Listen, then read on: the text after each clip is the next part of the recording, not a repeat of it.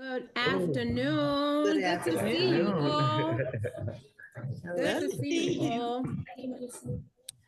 So I've asked before we get started, just to make sure we've identified our policy analyst folks, the folks from PSA, if they could please put their names in their chat so that they can get the right permission. So it's when it's time to speak, we're lifting the right groups. And so we just need that as we prepare to start.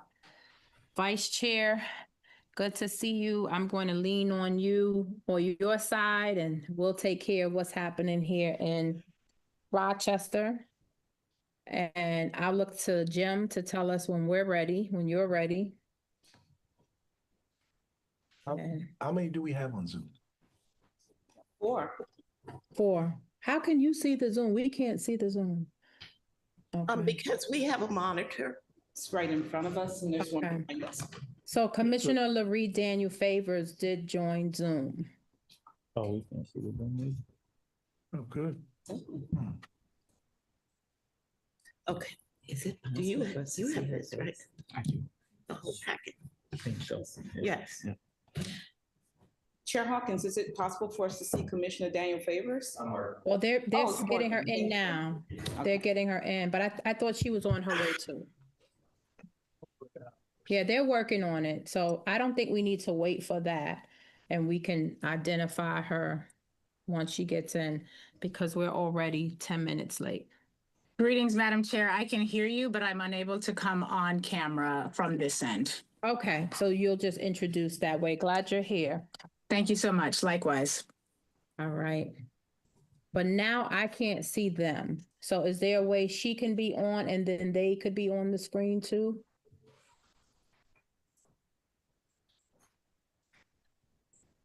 Okay, no worries. Because she spoke, that's why. Yeah, yeah, with her, it's spotlighted.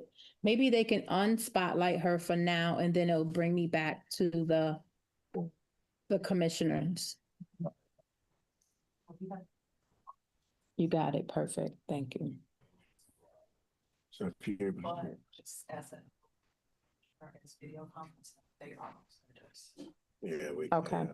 So, hopefully we could get Commissioner Daniel Favors on camera. Oh, she can't. We can't. Okay.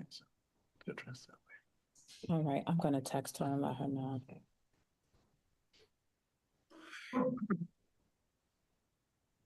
You got a quorum without her. Yeah, but she can't speak if she's not online. Really? Mm-hmm. Is that an open meeting? Oh, she's good. She's good. Okay, perfect. Yay. Good. Can't hear us? She can't talk. Oh, she can't talk. Okay. She can hear us. Okay. Oh, there she is. Well, who's that? And who's that? Who's that? Okay, so we should turn the member of the public off camera. Because if we had to post it. Okay. All right. That person was public. So in Zoom, we should be able to, so you probably should have set it up as like a panel in Zoom, because when you set it up as a panel, different individuals have authority to either speak and be on camera, and then others won't be. Right. But Riley has to do that in every individual that comes into the meeting. So they're gonna. Riley's doing that. So okay. But they can pop in till they, okay, right. All right. Sorry, everyone. We're going to get there. Yeah, let's roll. All right. We're going to get started. Jim, you'll let me know when we are live.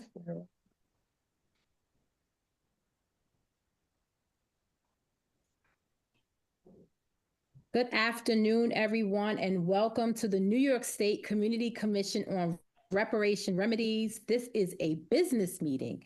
And as a reminder, the business meetings differ from the public hearings. At the business meetings, this is where the commission will conduct its business of the commission.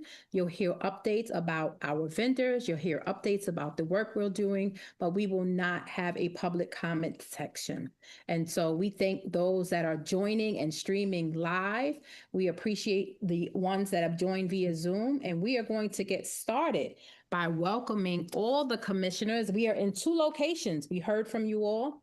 And so 2 locations provide us an opportunity to provide space for the upstate and downstate area. And downstate, we're at the Phillips Manor Hall historic site. So in Yonkers, New York, hello, folks in Yonkers. We'll let you all introduce first, and then we'll introduce afterwards. And then we also have Commissioner Daniel Favors online. Matter of fact, we'll let her go first because we always forget about the folks online. So we'll start with Commissioner Larry Daniel Favors. Muted. Okay, so we'll wait for them to lift her volume. Can you, if they can unmute her, let's see if we can get it, or she can, there we go. You're ready. Hi, so just by way of protocol, I cannot unmute myself. I have to have permission from the Zoom host to be unmuted. But having said that, Happy New Year to all. I am so grateful to be in another year doing this work, and I look forward to a productive meeting. Happy New Year. Yonkers, I'll give the floor to our Vice Chair, Dr. Deborah Jenkins. Okay, good morning and Happy New Year. Good to see everyone. Happy to see the seats are filling up here in Yonkers. This is a wonderful site. I think it's something that we should take note of going forward. I am Dr. Deborah Jenkins and happy to serve our community in this auspicious fight for reparations for us. And we've been doing the work and we're going to continue to do the work. And I'm happy to serve alongside this enormously talented panel of commissioners. Turn it over to my left, our treasurer. Good afternoon, everyone. I am Jennifer Jones Austin, and I am delighted to be here for this business meeting and in this space. I had never visited the Phillips Manor historic site before, and I've just been here for, I guess, a little better than a half hour, but I've had a little bit of a time moving about in the facility, and it's just a tremendous site, and I look forward to spending some time after the meeting and then coming back again. And I want to salute our fellow Commissioner Linda Tarrant-Reed for her work in just ensuring that this is a site where the history of African Americans and others are preserved. I guess the histories are preserved. Thank you. Thank you. Good afternoon. I am Derek Hamilton, and grateful to be in this space and on this commission as we build camaraderie and trust in our mutual commitments to bring about reparative justice in the state of New York. Thank you. Happy New Year, everybody. I'm at home here at Phillips Manor Hall, and I see so many of my friends, so I'm very happy. I'm Commissioner Linda Tarrant-Reed. I am the secretary of the commission, and I'm very overwhelmed with the work that we're doing because it is so necessary. And we have the right people on the commission to, do what we are charged to do. So I'm very happy and thank you for coming.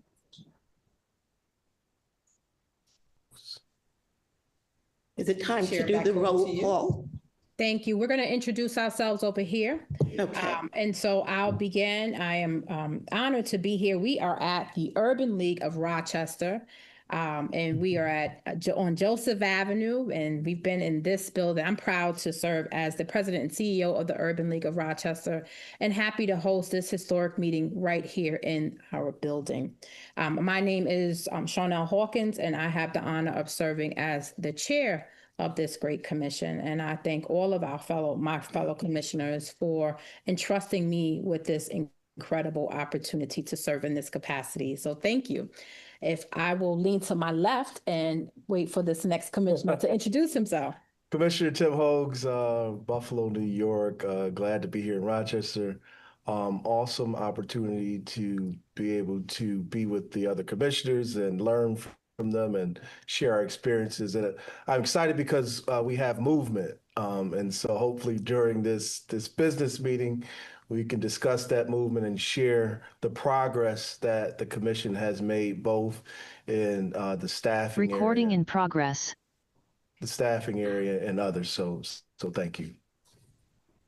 And to my right, we have our parliamentarian. So we'll make room for him to introduce himself. This is Stuart Mitchell. I'm honored and very proud to play a small role in the good work that we're doing at the commission. Well, thank you. So I think we've all been introduced, so we'll get started, and we will need a confirmation of quorum. So I will look to our Madam Secretary, and if you can confirm that we have established a quorum for today's business meeting on January 9th, 2026. Thank you, Chair.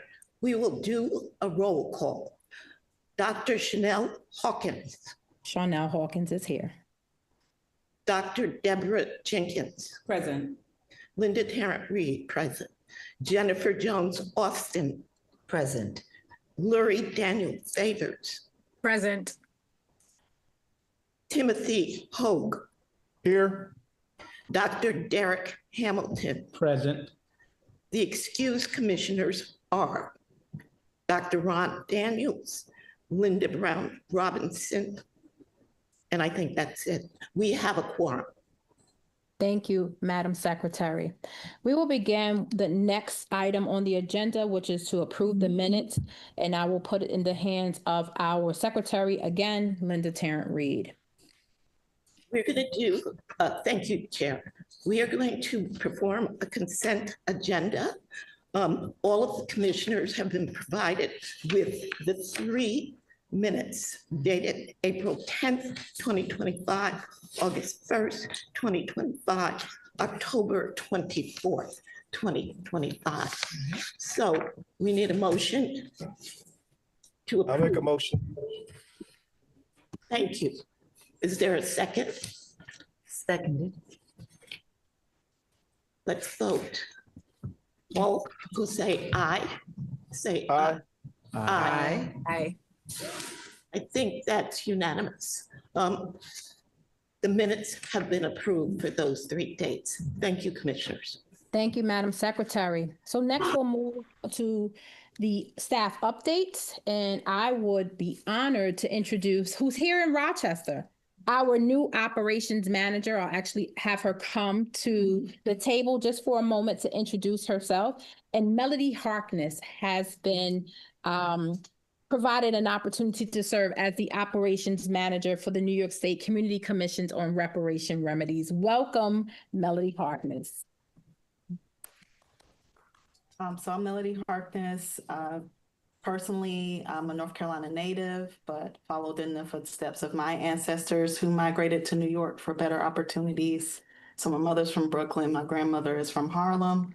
Professionally, I have a background in nonprofit legal services for most of my career. Over the past 5 years, I sort of transitioned into municipal and state government work. So as I told Commissioner Hogue and Commissioner Tarrant-Reed, I feel like this project is something I've been working my entire career to do. As an Africana Studies background and Master of Legal Studies, I'm very excited to participate in this process. Well, thank you. We are glad and excited to work with you. So thank you, Melody Harkness. We have another introduction, a new staff member, and we'll introduce our general counsel. And I know that, I just want to confirm that general counsel is there with you, Vice Chair. And so we will introduce our general counsel. I will give it to Jennifer Jones Austin to just make a quick introduction and allow her to introduce herself. Wonderful. Delighted to introduce, India Sneed Williams as our general counsel. She is, please come in, actually make yourself visible to the cameras as well. Working with a group titled IQEQ.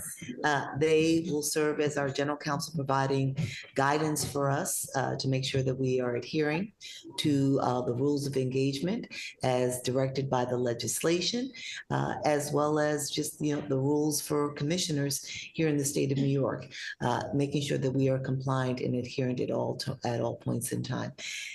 India Sneed Williams has vast experience, as does her team. And if you'd like to introduce yourself and say a little bit about IQEQ. Sure thing. Please. Good afternoon. Thank you all for the honor of my career and life in serving as your general counsel to this amazing commission. I'm very prepared for the work that we are about to do. I come by way of Brooklyn and Queens, which is South New York. Yes, I'm a city girl. I got my undergrad out of CUNY, Baruch. I studied at Toro Law for my JD. LIU for my MBA. I worked in city council. I've worked for state assembly. I was a prosecutor for a short while. Went back to city council as a chief of staff. I worked in the mayor's office of New York City. I went in private sector for 4 years, and then I launched my own firm with the mission of actually serving MWBEs. So this is a historic moment for me, and I'm really looking forward to serving the commission, serving New York State, and ultimately serving our lineage and our future. So thank you. We are excited about this. We look forward to working with you. I know language is very important. My lineage, I merely mean history. I am not on any particular side. I wanted to be clear on that. All right. Well, thank you. We're glad that you joined us, and we look forward to partnering with you on this work. I'm going to move to the next item on the agenda, which is old business, and I want to remind us as commissioners and the community that we have a working definition for reparations, and we established that reparations is a process that authentically repairs and acknowledges the physical, cultural, psychological, mental, material, and or physical destruction, injury, and or harm of people and or society, including their identity. It includes processes of repairing, healing, and restoring a people and society who were injured due to their group identity in violation of their fundamental human rights by governments, corporations, institutions, and or individuals. Any questions or concerns about that as we move forward? Just as a reminder, we know this is our working definition, but are we still feeling good about that? Yes. Well, we're not going back. So if I may just share, we are not going back. We feel good, but we will be essentially kind of be making sure we have meat on the bones. We provide more description for some of the terms that are included here so people understand what we mean by harm. What is intended when we speak about human rights, let's say, as inclusive of economic rights and agency and the like. So this is the definition. We are working with this, but we do appreciate that we need to make sure that it is further defined so people have a really good understanding of what we mean when we speak using this definition. Thank you, Commissioner Jones, Office Austin, and you've given us a preview because when we get to new business, we will talk about the discussion of the definition of harms. So we'll have some discussion on that later on. Any other comments about our working definition? I'm going to move on to, I'm sorry. I just wanted to make sure I made room. I'm going to move on to the next item, which is our approved timeline. As a reminder, we are actively engaged in our consultant work, the public hearings and business meeting. Our draft report will be due to the commissioners. We identified as June 2026. The commission will have time to review and provide feedback July through August of 2026. Final revisions and acceptance will happen in September of 2026. And in December 2026, our plan is to submit the report to the governor and legislative body. And January through March of 2027, we'll have our community education and advocacy on recommendations. I'll pause there to see if there are any questions, but that is how we're moving forward. This is just a reminder to everyone about our timeline. Next, I'm going to go to our commission engagement and subcommittees. Our commissioners have agreed, and I'm not going to go through it all, but we've agreed to serve as liaisons to our vendors. And so we have an economist subcommittee, policy subcommittee, historian subcommittee, public education subcommittee, legal subcommittee, governance, operations, and community outreach. And each of the commissioners has decided to take on a role, and every commissioner is invited to participate on any subcommittee that they believe that they can contribute to. One of the things that now that we have our operations manager in place, we certainly will share those meeting dates when there are subcommittee meetings with all commissioners. And so if they have an interest, they can attend and contribute their knowledge and expertise.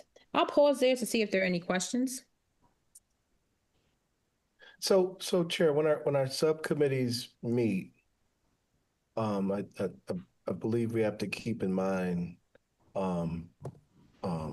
public open meetings law, and so we have to make sure that we don't have a quorum present, because I think that causes us to have to do some other things.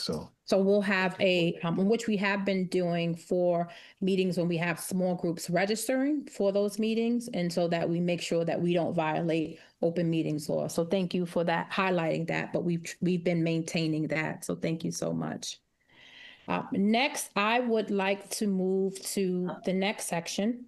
And we're going to have a presentation. And so we're excited to hear from our vendor, the Policy Studies Associates, and they will share with us the framework for the reparations report.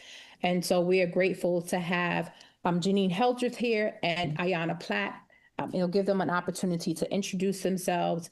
And if the commission can look to the screen for our presentation from our partners from PSA. So welcome. We need to unmute. And if we could unmute Ayanna so that they can appropriately introduce themselves. And Dr. Janine is already unmuted, so I think we're fine there. But if we can there we go. Welcome. Welcome. Thank you so much. We are happy to be here to meet the full commission and to share where we are as we have launched this work a few months ago, and to get your feedback and your ideas on both the history and the policy work that we are doing. Again, my name is Janine Hildreth. My colleague Ayanna Platt. We're on screen, and two of our other colleagues, Leslie Anderson and Christina Russell, are here off screen. Leslie will be leading or driving the PowerPoint for us. So we're welcome. We're ready to dive in. Again, my name is Janine, and happy to be here and to meet the full commission. Dr. Jenkins and Ms. Tarrant Reed, we've been working with pretty closely with over the last few months. All right, so we'll get started right now. Today, we just want to provide an overview of how we're approaching the work, the scope of our work as we work to deliver a report on the history of enslavement and the follow-ons in New York State, and then also a policy analysis of laws, policies, and laws and policies that have contributed to racial inequity and disparities in New York State. We're going to preview how we think these two reports will support the commission's final work, and then gather feedback from the commission to inform future work, either now or later on, that you can share with us about ways to kind of guide how we're approaching this work for you. Right. A little bit of background on PSA. We are a women-owned small business. We're based out of Washington, D.C., specializing in research, evaluation, policy analysis, technical assistance, capacity building, systems design, implementation, and professional development and training.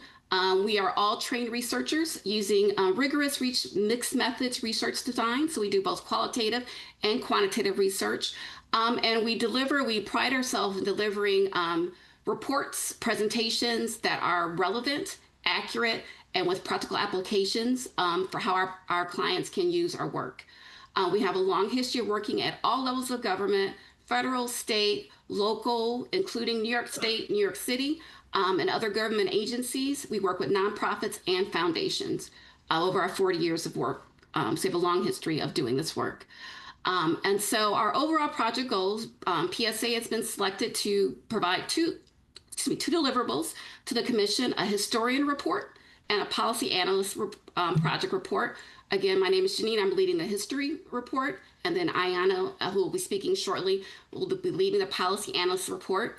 And so each of these reports are designed to hopefully inform the commission's final report to the state around ways to address reparative justice and to provide reparative justice for the long history of discrimination, enslavement in New York State. Both of our projects are going to be informed by the UN framework on remedies reparations, which provides guidance for how to do this work in a systematic, fair, and legal way. All right, and we have, as colleagues, Ayanna and I and our other team at PSA, we are applying a joint research approach to this. And so each of the projects is multi-phase, again, doing systemic, historical, and legal analysis legal analysis, data collection and analysis. We each have a community engagement section, so we're doing more than looking at reading reports and looking at websites. We're also going to speak with people who are both active in the reparations work and then also community members in New York who have been affected by some of these policies and systems. We're going to emphasize documentation of state actions and the impact of laws and policies that New York State has implemented over time, beginning from the earliest days of the colony established by the Dutch to now. And we're going to draw on a wide array of primary and secondary sources from existing physical and online repositories and archival collections to help make the case for that work. And all of this in service of providing evidence-based data to you to support action recommendations that you want to make to the legislature and the governor, excuse me, about how to address actions of repair and remedy. All right. Again, just an overview of some of the resources that we have drawn on for this work. And also, if you look, we've submitted 2 draft outlines, and you can also see a running bibliography on each of those of resources that we have accessed so far. And those bibliographies are updated regularly as we find new resources from these and other resources. All right. And one thing I mentioned earlier is that we're not just going to do the reading of reports and looking at websites. We also have a community engagement component for both projects. For the Historian project, we're going to reach out to key organizations, identify with input from the commission. So we're thinking of reaching out to historically backed churches, local museums, community-based organizations, high school alumni organizations, people who have a long history and knowledge of how things have unfolded in New York City, New York State. And we want to conduct interviews and focus groups with selected group persons to kind of bring some life to the history that we read, that we connect and analyze. We're hoping to conduct for the History Project about 20 individual interviews and 5 focus groups with like 6 to 8 people. So talking to upwards of 40 to 60 people about their experiences, again, to bring life to the history. And as Ayanna will detail shortly, she's going to do interviews with legal experts, activists, stakeholders who are actively involved in the reparations and remedies work nationally. So looking at New York, North Carolina, Illinois, where this work has already happened, and getting how their work and their experience can inform how the commission moves forward. All right, so now going a little bit deeper into how we're approaching the research, the historical research. So the first thing, again, reviewing the purpose and scope, is to provide a chronological state-centered history of New York's role in enslavement and building a racial hierarchy from 1626, when the first captured Africans were brought over, and then really linking it to the present, how those early activities around enslavement, emancipation, restriction of rights for Black and Brown, for Black persons, to the present. We're centering state and local laws, policies, and government action, and not just focusing on isolated individuals and events, although those stories of individuals and events are going to again, bring to life the history, those conversations that we'll have with people. And again, the goal is to establish the historical foundation, how the long-lasting impact and actions that have happened that documented state-sanctioned harms, and again, with the goal of supporting the Commission's recommendations for reparations and remedies to the state legislature and governor at the end of this year or early next year. All right, so specifically for the historian research approach, the approach we're applying is, again, as we share the resources, some of the sites that we've selected to gather our research, we're doing archival, primary, and secondary research, reading lots of articles, websites, getting documents as we can, pictures and slave logs, things like that. We're analyzing statutes, municipal ordinances, and governance structures. And we're going to combine all that into an era-based synthesis. So as we'll go through the next slide, we got 5 eras that we're looking at. And then the goal is like tracing the durability, the long-lasting impact of state-sanctioned racial hierarchy, beginning with enslavement to present day. Again, focusing on state level and local action that the state is trying to remedy and repair. And then we have the community engagement work, again, as I'd already discussed. All right, so again, going a little bit more in detail to how we're approaching this data collection and analysis. Again, systematic collecting a wide range of resources, documenting the establishment and progression of enslavement and what had followed on. And we're going to be evaluating each of those references, resources that we collect, looking at who wrote it, when it was written, what was the potential goal for that and why, and cross-verifying the data to make sure that we're not pulling in outliers of something that somebody's come up with, something that no other researcher or historian has an idea. We're not trying to bring new stuff, but really trying to gather and accurately represent the history of New York City and New York State. And again, incorporating those firsthand accounts of the lived experiences to bring to life what those state actions have meant on the individual level for individuals, their families, and their communities. And then all this coming in to develop a comprehensive historical report that links the past and the present with evidence, sound evidence base, and the ways that those past actions have affected the experiences and the opportunity of New York's residents, their Black residents, from, again, over the last 400 years since the colony of New York was first established. All right, and as I mentioned earlier, the report we organized into 5 historical areas, looking at early enslavement and colonial governments, the movement to abolish slavery. Again, New York did it before most states in the Union, moving into Civil War and Reconstruction and what those meant for the formerly enslaved, Jim Crow, and the Great Migration and racial terror that New York was not immune to, and then moving into the civil rights and post-civil rights eras that we're living in now. And again, with the goal of emphasizing how the racial hierarchy has evolved. It's not the same as it was before, but the effects still remain. And so now we're going to just quickly go through a few of the key topics from each of the eras that we mentioned that we're going to explore in depth. So beginning in 1626, when the first captured Africans were brought by the Dutch via the West India Company. And then we'll look at how slavery expanded from the Isle of Manhattan through New York State and the legal hardening of enslavement as laws and policies were implemented that restricted, slave movement, where they could be, how many could gather, whether they could own property, all that, that growth over time. And one thing that has become clear in our research, there have been persistent efforts to resist the enslavement. And so the enslaved look for ways to bargain and secure their freedom over time. And often those efforts were met with a backlash of further limiting and restricting the movement. The enslaved participated in the Revolutionary War and the War of 1812 in New York.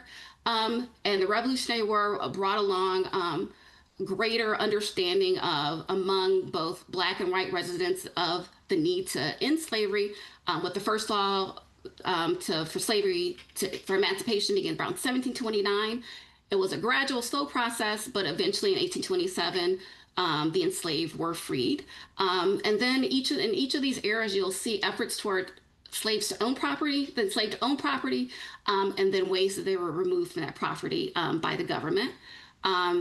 after emancipation, 1828, right before the Civil War, again, more efforts among New York residents, formerly enslaved, to gain property and voting rights, pushed back by the local government to kind of limit those. You see an expansion of policing, especially with the Fugitive Slave Act, which Ayanna will talk about too, around gathering both free and enslaved and sending them to the South. And then as we lead up to the Civil War, there was even the mayor of New York at the time suggested that because slavery was a business for New York. So a lot of businesses were tied to the South and to the trades of the enslaved.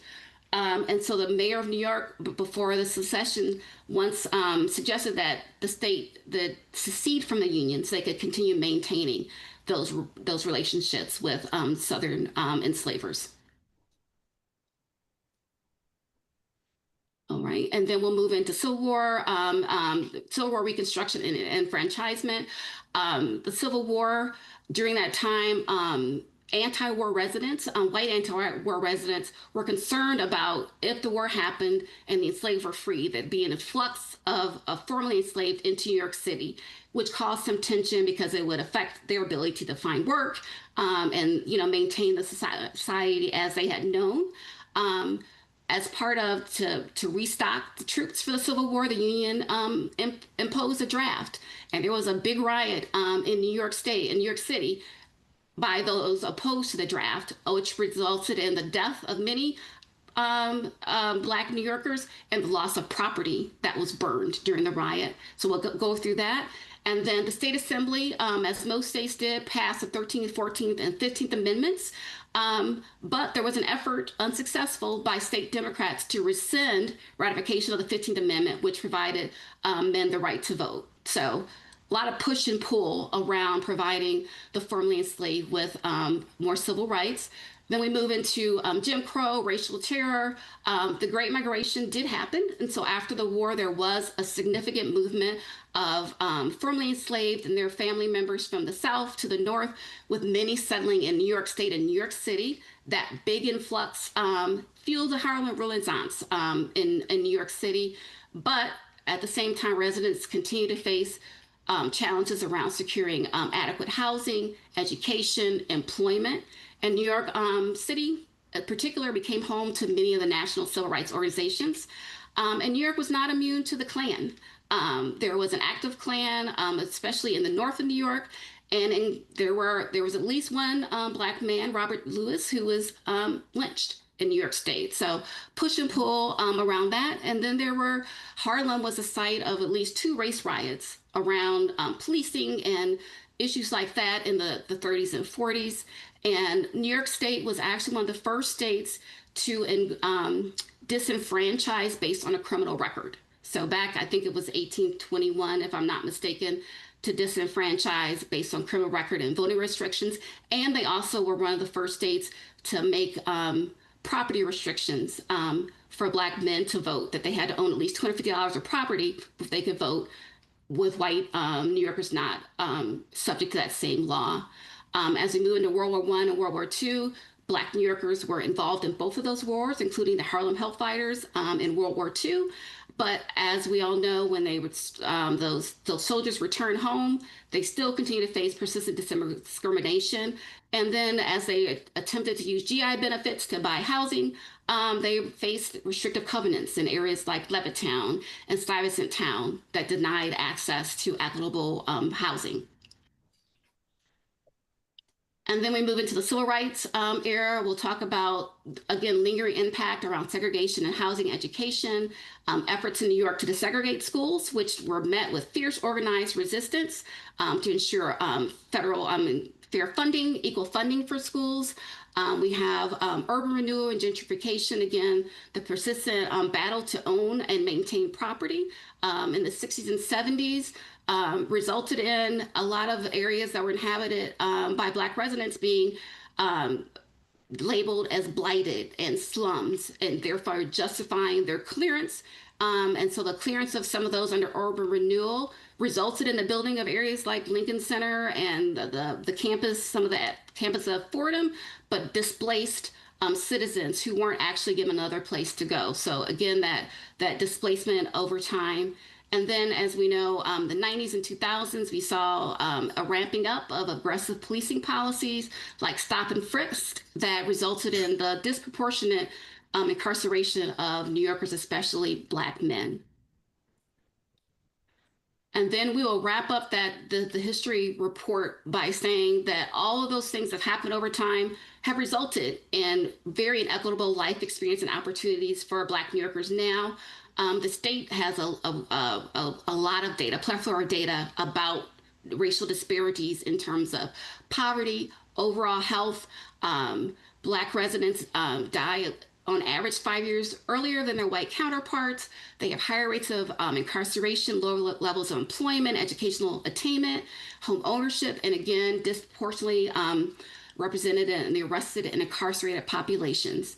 And segregation in housing and in schools continues to be a marker of not just of New York and nationally overall. So that's the track that we're taking with the historian report. So I'm going to hand it over to my colleague Ayanna, who's going to talk about how she's approaching the policy analyst work. Thank you, Janine. I'm excited to be here.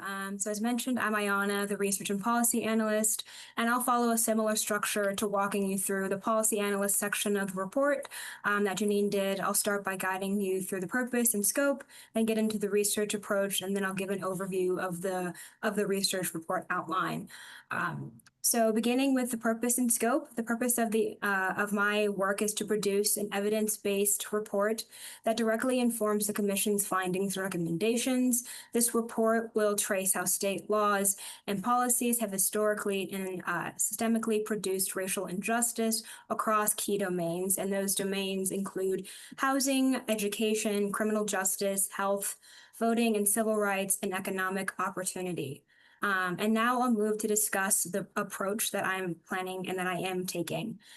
So the emphasis here is on understanding how these systems developed over time and how earlier policy choices continue to shape present day conditions. So this analysis will also identify where legal and policy efforts have attempted to remedy harm, as well as where gaps persist, helping to clarify which interventions have been partial or insufficient or even uneven in their impact. And throughout this, the goal is to ground the Commission's work in evidence so the final report for which I'm writing the policy analyst section of can support clear, actionable recommendations for repair that are responsive to both historical injustice and contemporary realities. I'll now move to discuss the first phase of the work, which is already underway. So our work has begun with phase one, which is a comprehensive policy and legal landscape scan. In this phase, we're conducting a systematic review of laws, policies, and administrative practices governing New York State from 1626 to the present. The goal is here to understand how policy across different eras have shaped access, opportunity, and outcomes over time.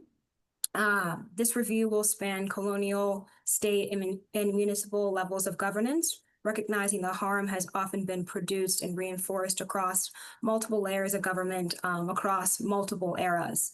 And here we're focusing on identifying statutes, ordinances, court decisions, rules that are particularly relevant to Black New Yorkers' access to key domain areas, which of course are the housing, education, criminal justice, health, voting, and civil rights, as well as economic opportunity.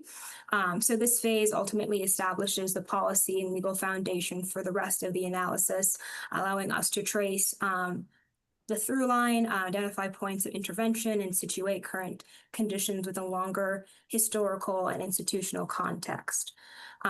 So to start this process of phase one, we are beginning by, next slide, please. We're beginning to clearly define. Oops, I'm sorry, Leslie, go back. Sorry about that. To start this process, we began by clearly defining the policy area, starting with one of 6 core domains, such as the housing, education, health, criminal justice, economic opportunity, or political participation. So from there, we're conducting our systematic searches across both digital and archival sources, some of which you saw earlier on in the presentation. And then from there, we'll do a cross-verification to ensure accuracy and completeness. And then as we identify relevant laws and policies, we're documenting key details for each entry, including the date, jurisdiction, policy domain, and source, creating a structured record of all of our findings. And then each law and policy is encoded across multiple dimensions, including historical eras, policy domains, mechanisms through which harm or exclusion has operated, the policies stated to or inferred purpose, the level of governance, and the strength of the enforcement. Importantly, we're also tracking that through line between past and current harms, allowing us to identify recurring patterns. And then in phase 2 of our work, we're conducting interviews that Janine mentioned a bit ago with experts. So that's including policy experts, legal professionals, and advocates. Some of these individuals will include those who worked on the California Reparations Report, as well as leaders of organizations who are deeply engaged with reparations work to help inform our processes. This phase helps clarify how laws and policies operate in practice, where they break down, and how earlier policy choices continue to shape our present day outcomes. And then with phase 3, that's when we begin the drafting of the report and synthesizing findings across history, policy analysis, and also the community engagement interviews. The report will be organized by historical eras aligned with major shifts in law and governance, allowing us to show how racial hierarchy has persisted through policy design, implementation, and of course, enforcement. And that will trace the laws and policies from 1626 to the present, documenting the policy architecture that has perpetuated racial injustice across centuries. And importantly, these phases also identify laws that show promise, laws that require reform, and then laws that continue to reinforce racial injustice and should be reconsidered or repealed. And now I will walk you all through the report outline. So the report is organized chronologically, moving through major historical eras that correspond to the shifts in law, governance, and racial ordering in New York State. So we begin with enslavement and abolition, covering the period from 1626 through 1827. Then we move to examine post-emancipation and racial control and economic exclusion, followed by the Civil War period and the racial backlash that accompanied it. And then from there, we move into Reconstruction, tracing how brief expansions and rights were met with retrenchment and restructuring through law and policy. The report then goes to the Jim Crow era, examining how racial inequality was maintained. And then we turn to civil rights reform in the post-civil rights era, assessing both the gains achieved through reforms and also the many limits of these efforts in producing true structural change. And finally, the report addresses contemporary laws and policies from the 2000s to the present, situating current conditions within longer historical trajectory documented throughout the report. So this structure allows the Commission to locate present day challenges or present day policy challenges with clear historical framework. So now I'll walk you through the report. So just as Janine did, I'm going to quickly guide us through the report because I know we are a little short on time, but we're going to begin by discussing Dutch colonial rule. As slavery was introduced and legally sanctioned in New Netherland. In 1644, the colonial authorities created a system of so-called half freedom, essentially maintaining slavery as an institution. So 40 people, or about 40 people were extended this half freedom. And these individuals, they had to pay annual dues to the Dutch West India Company, and their children, however, remained enslaved. And then under British rule, those systems were expanded and more fully codified, further entrenching racialized slavery through law, property relations, and systemic structures. The period of abolition that followed was gradual and managed in ways that formally ended slavery, while preserving white political and economic power, limiting the scope of freedom and opportunity to the formerly enslaved. The report then turns to the post-emancipation period, marked by emancipation without full rights and the emergence of new forms of racial control. During this era, local laws and policing practices played a central role in enforcing the racial hierarchy, even as slavery and formally ended. At the federal level, policies such as the Fugitive Slave Act of 1850 intensified insecurity and vulnerability for Black New Yorkers, reinforcing racial control across jurisdictions. The period surrounding the Civil War further exposed those racial and class inequities, with wartime policies deepening disparities rather than resolving them. For example, you have the Federal Conscription Act of 1863. And then now we'll move to Reconstruction. So with Reconstruction, the era marks a period of formal constitutional change alongside significant limits in practice. We have, in this period, New York has ratified the 13th, 14th, and 15th Amendment, reflecting the national shifts toward the formal abolition of slavery and the expansion of legal rights. At the same time, however, despite these constitutional protections, voting rights were narrowed in practice through both policy and administration. And we can move to the Jim Crow era. So this section of the report examines how racial hierarchy was maintained in New York through structures and policy designed during the Jim Crow era. Systematic structures during this period enabled racial exclusion. So New York's home rule system placed significant authority over education, housing, and policing at the local level, allowing racial inequality to persist through local decisions. And for example, with housing and urban development policies during this era, you have the multiple dwelling regulations, urban renewal programs, and publicly supported housing initiatives, which all played a significant role in reinforcing racialized displacement and segregated occupancy. And then during this time, we also do have a bit of a landmark case here. So this period also includes a partial break from exclusionary practice. For example, we have the Ives-Quinn Anti-Discrimination Law of 1945, which marked an early effort to prohibit employment discrimination and created a state-level enforcement body. And then we can move on to civil rights movement and post-civil rights era. Section. So this section of the report examines the civil rights era and its aftermath, focusing on the limits of legal reform in producing real, tangible structural change. So during this period, New York operated within an expanded civil rights legal framework, but the reach of those reforms were often constrained by policy design and implementation. For example, in education, the 1954 Brown v. Board of Education decision prompted desegregation reviews nationwide. In New York, however, the state relied heavily on neighborhood-based school zoning, which preserved racial segregation in practice despite the absence of the formerly segregated school laws. And housing, we can keep going through the final section. So the final section of the report focuses on laws and policies that were intended to remedy racial injustice in the contemporary period. So by the early 2000s, New York had developed some civil rights and anti-discrimination infrastructure. However, as we all know, the framework has largely operated through reactive case-by-case enforcement, limiting its ability to address systematic and systemic harm. In education and youth opportunity, litigation such as the Campaign for Fiscal Equity versus State of New York clarified the state's constitutional obligation to provide a sound basic education. While the decision established an important legal standard, implementation has remained largely uneven. And since we're short on time, I think we can move to the timeline and milestones and next steps.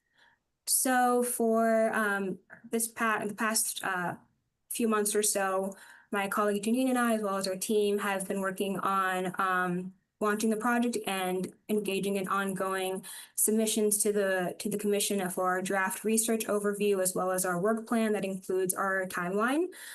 We've also moved towards making those pieces or those items more finalized and submitting to the commission for feedback. And we are currently working on protocols for interviews with for the community engagement piece of this work.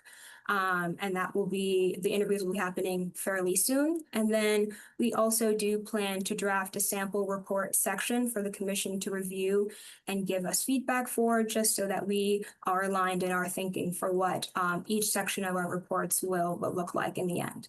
And then I'll pass it along to Janine for next steps.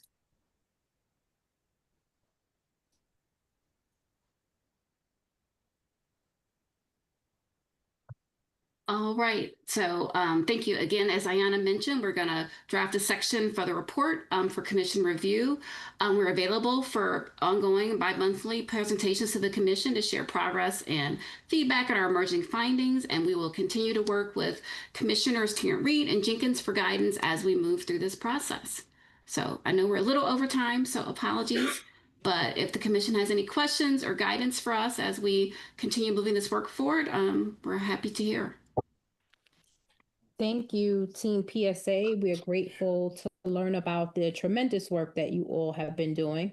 I want to pause to recognize that this is a lot of work. And you've got, if you go back to that timeline is pretty aggressive, and we'll need you to keep to that because we know that we have a timeline and we're looking for our draft full report by June of 2026. So I just want to acknowledge that you have a tremendous effort and we're grateful for the start. I have questions. I know my colleagues here have questions, and thank you again. If you could stick around for questions, I will yield the floor to our commissioners in Yonkers if they have questions. And I see Dr. Derek. Dr. Derek, I knew that you had a question. I saw you taking notes over there. But I want to just acknowledge that Commissioner Linda Tarrant-Reed and Commissioners Jenkins, Vice Chair Jenkins, have been working closely with Team PSA as they are the liaison. So I just want to thank them for their efforts and working closely with them on behalf of the commission. And they provide direct feedback, but here is an opportunity today for the full commission to review the work and the efforts that you've been working on and provide access to us for feedback. So I see that Dr. Derek has his hand raised. We'll yield the floor to Dr. Derek, and then next will be Commissioner Jones-Austin. I'll begin with gratitude. This is comprehensive and awesome and well thought through, and gives me a lot of faith that we're gonna get a great product at the end. I have basically 3 points of query, or I'd want to raise. One is with the history report. I wonder if we'll be able to capture the ways in which incidents in history, the system of slavery itself, links to modern, not only capitalism, but New York State in particular benefits from finance and insurance industries. Will the report, linking the work of people like Eric Williams and Ed Baptiste, be able to demonstrate or examine the links between the system of chattel slavery and modern financial markets for a place like New York State, which disproportionately benefits from that? That's query one. Maybe I'll do the second two real quick. The second one is with regards to the policy examination. There's an economist, Richard America from Georgetown University, who has used the term unjust enrichment. So I'm wondering, in addition to the ways in which policy might have disadvantaged populations, will we be able to examine the concept of unjust enrichment, the ways in which privilege or benefit might have accrued as a result of somebody else's demise from a policy framework? And then the final query is with regards to areas of domains in the policy analysis. I know there's home ownership there, but I wonder the concept of wealth more broadly. Should we add a lens towards wealth? And then, in addition to criminal justice, what about free mobility itself? Transportation as a domain, and simply the human capacity to traverse space. If I may jump in, First, I want to commend you at PSA for the work that you've done. I echo the sentiments of gratitude that were expressed by Commissioner Hamilton. And I want to thank our fellow commissioners for their leadership, their guidance, supporting this effort at every turn. It's tremendous, tremendous. In some ways, I'm not surprised that some of my thunder, if you will, was stolen by Commissioner Hamilton. Sometimes we think very similarly, and I too was centering on the importance of looking at wealth and how wealth in America essentially, you know, from the very beginnings, all of this has been about political and economic power and imbalance. And if we do not center on like wealth and wealth policy, and you know how that has been stood up to the advantage of some at the expense of others, looking at things such as even tax policy, I think we missed something. And so I would ask us to look there, as well as he said, transportation policy. Transportation policy was brought in some ways covertly, you know, when we did away with laws that allowed for overt discrimination to keep racial practices and racial harms in place. And so I think we need to pay more specific attention to transportation policy and law. And then thirdly and fourthly, environmental policy. That's not in there, and we cannot do this work without looking at how environmental laws have been stood up to perpetuate racial injustice and all the harms that result. And then fourthly, social policy. And there I lean very much in on covert policy in systems and structures that, you know, the laws in and of themselves, the policies do not necessarily suggest that we are treating Black Americans differently than others, but the way that these policies are stood up. And then I guess I would say overarching, but I'm going to lean in with social policy because you can find the greatest examples there. When presenting about policy, you talked about policies that have sought to uphold injustice. And what I couldn't help but think about was, are you centering on design, implementation, and impact? Because the way that our laws and our policies have worked in America is that in many instances, if you look at them at face, they may appear to be race neutral. Now, the laws and the policies of years and centuries past, not so much. But over the course of the last, I'd say 50 to 100 years, we've had many policies, many laws that at face, GI Bill being one, race neutral, but by design, implementation, and impact were intended to uphold racial injustice. So those are just more than considerations. They are,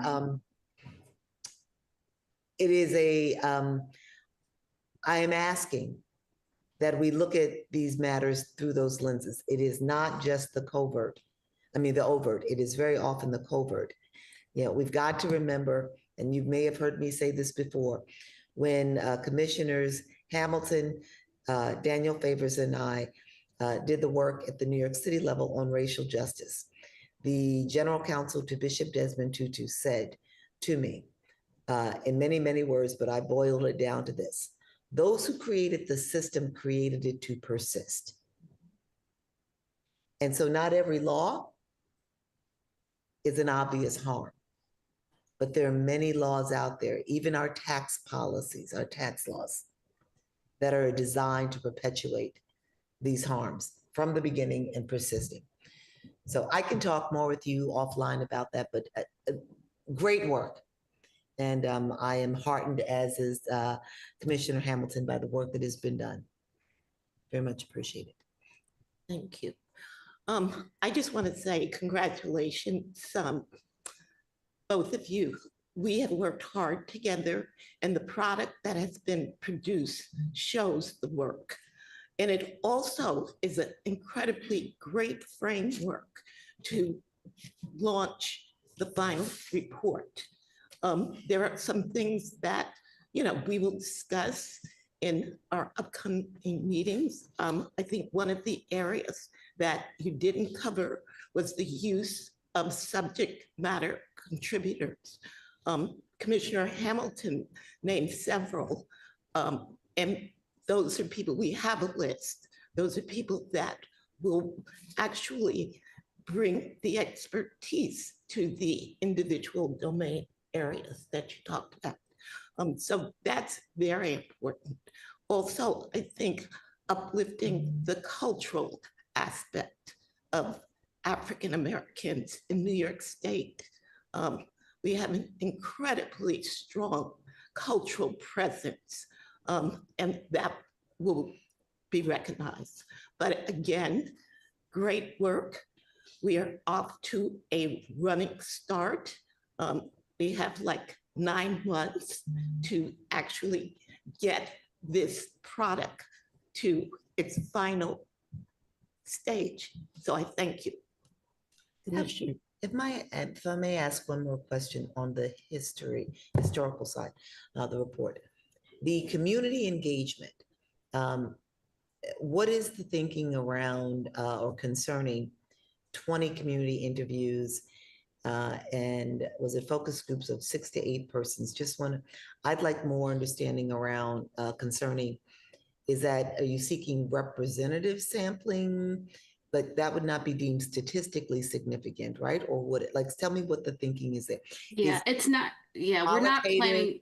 Yeah, it's not going to be statistically significant, but we do want it to be representative of the state as a whole, to speak with people from different areas of the state, different types of organizations. But you're not going to be able to run statistical analysis, but we do want to work with you and others to make sure it's as representative within our resources as we can make it.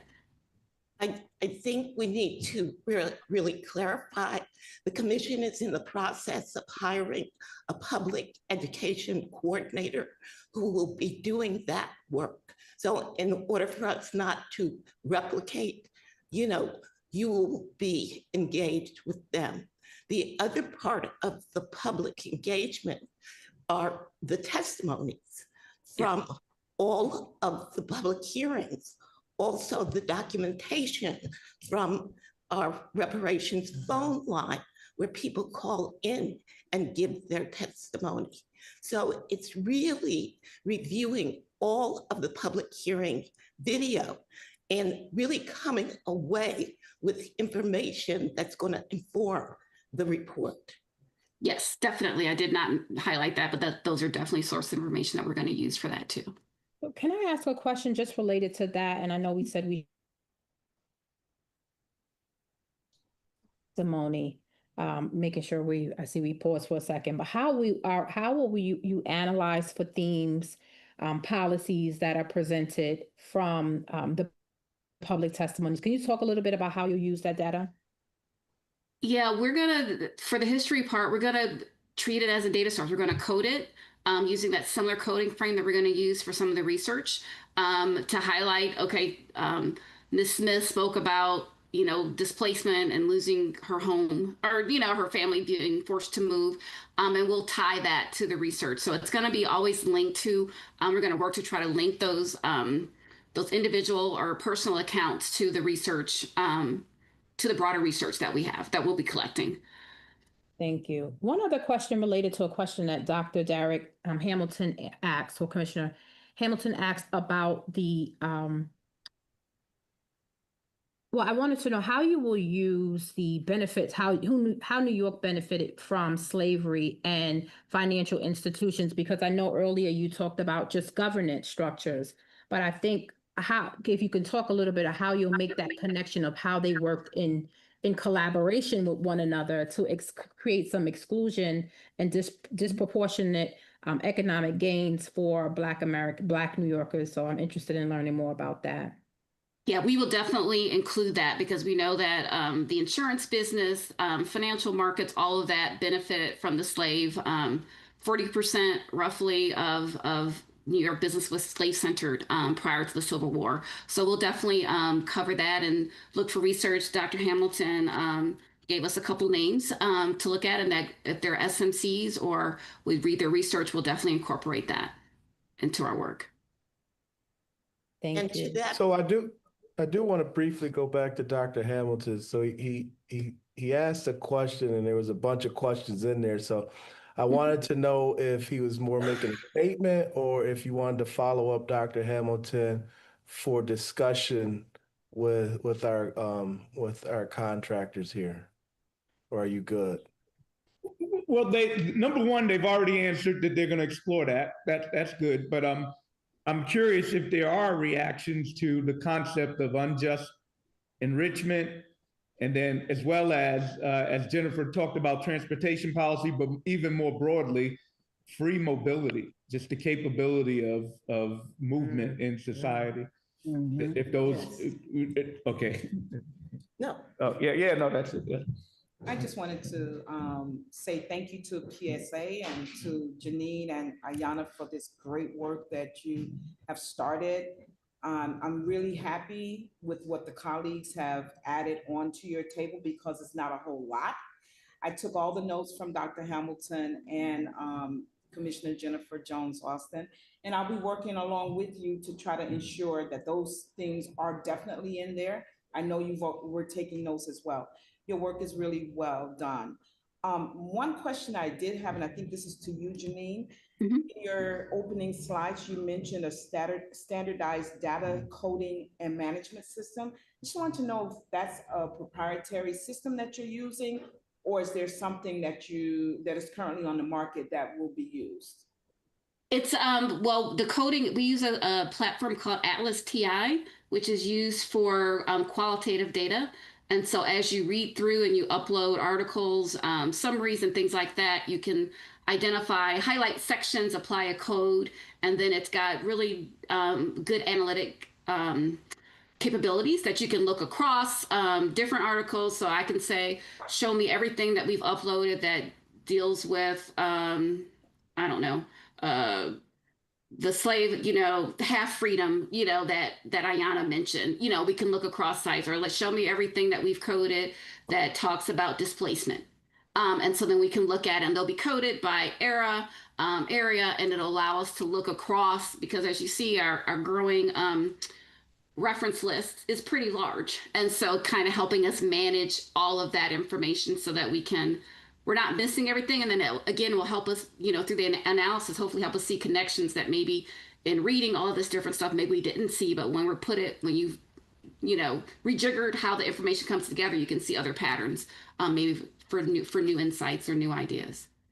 Thank you so much. Mm-hmm. Janine, glad to know that you're using Atlas TI. I've used it and I work with it, and I'm interested as we prepare to scan for, or have a discussion about harms, and you've listed many of the harms, but I think it would be useful for us even to grab some of the data from the public hearing for the commission. So I wonder how we'll use that. And so even if we, wanted to know themes on harms that had come up in the public hearings, on the phone calls, sharing that data with the commission. So as we develop those definitions will be helpful. And so that two-way feedback or sharing of information from some of the themes that you learn from Atlas TI is going to be helpful to us to help inform our work. So thank you. Mm-hmm. So real briefly, Commissioner Jenkins and Commissioner Taryn Reed, once again, thank you. And PSA, thank you so much. My quick question is for if we have recommendations for subject matter experts or individuals we believe you should have conversation with, commissioners, how should commissioners go about doing that? Are you speaking to me? Yes, but you are Dr. Right. Jenkins. We have an extensive list that was compiled from the commissioners and from research that Commissioner Jenkins and I have performed. So PSA is in possession of that list with the contacts. So that is the list. And we encourage our commissioners to please add, because each one of you are specialized experts in your field. So we will send that list out, Commissioner Jenkins and I, and ask for any additions that you may have. So is that just an email to the two of you, or how should we accomplish that? Because hearing this outline has sparked some thought on individuals that might be able to Yes. Contribute. Yes. You Okay, should thank you. email directly to Commissioner Jenkins and myself. Okay, thank you. And the other area I think we wanted to talk about was Black wealth in particular, and that having to do with real estate, redlining, and banking practices. So put together in a package like that will really give us the ability to make the case for reparations in the absence of Black wealth. I want to give a quick shout out to Dorothy Brown, who has a new book coming out. This is somewhat self-serving, but I also wanted to publicly bring that tax law expert into the domain as somebody that we consider a consultant. Great. Let me just add to what both Dr. Hamilton and Commissioner Tarrant Reed said in terms of the subject matter experts. Could you please also include Commissioners Daniel Favors and Dr. Ron Daniels on that list? And here's why for the public. We know what we're doing internally, but we are a subcommittee charged with creating our monthly themes based upon a living document of running experts. So we are constantly looking to new experts and adding to that list, who will then go to the list that, so it's like bifurcated, right? This is the standing subcommittee for subject matter experts, who you all see at all of our tests, at all of our public hearings, but they may migrate into the greater work, if that makes sense. But please include Commissioners Daniel Favors and Dr. Ron Daniels in any. Thank you for that clarification. Yes, thank you. And might I add, please, has been holding for the floor. Just wanted to make sure I want to acknowledge that she's been waiting. okay, this will be quick. I also want Dr. Deborah Jenkins to be added to that list. She's on. She's on the list. No, she's not. Laura. Commissioner Daniel Favors, the floor is yours. Thank you so much. And Commissioner Jenkins, thank you for the reframing with regards to the subject matter expert committee. I just wanted to also re-emphasize the need for intense focus on the covert and non-explicitly stated forms of racism and oppression that people of African descent experience, particularly in light of the fact that we are now in an environment where the administration has indicated a withdrawal from disparate impact legal analysis as it pertains to the impact of racism on Black people, yes, but anyone who would have a claim of this nature or any other form of discriminatory impact. And because of that, and because disparate impact is something that we in the legal community have relied upon extensively, and that is a tool no longer, if the administration has its way, that will no longer be as readily available. I think it is really important to have that be a part of not just this most current era, but even going back and looking in the historical records to seeing even prior to this current moment, what were some of those other unstated disparate impacts that our communities experience that may not have been contained within the body or the text of the law itself. I would also ask, just for the sake of the public, and thank you so much for this work. For those of us who are fans of history and appreciate reading through our experiences, I think that your draft report is very informative. But I would just ask if you could, for the sake of the public, because we want to make sure that the public is also crystal clear about how all of these disparate parts come together. Can you please explain how your report, and the ultimate report that will go before the legislature, which will contain the recommendations, this review of the history and the recommendations and remedies that we as a commission have determined should be considered and voted upon. Can you please talk about how this report informs that part of the process so that the public is aware as to how these seemingly disparate parts come together in this final product?